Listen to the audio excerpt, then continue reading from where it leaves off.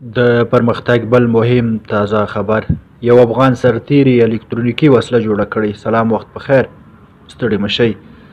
د حکمت الله په نوم یو افغان چې کورنیو چارو وزارت کې دنده لري، لومړنۍ الکترونیکي وسله یې جوړه کړې ده. د معلوماتو له مخې دغه وسله له لرې واټن څخه کنټرولېږي، په کوچني رادار سمبال ده او زرګونه متره لرې هدف په نښه کولی شي. د کورنیو چارو وزیر د نوموړي سرتیري سره د هر راز همکارۍ ډاډ ورکړی دی. له دې مخکې هم څو افغان ځوانانو په ورته ډول بېلابېل ډوله وسلې او جنګي وسایل جوړ کړي وو. درنو لیدونکو، له ملتیا مو مننه.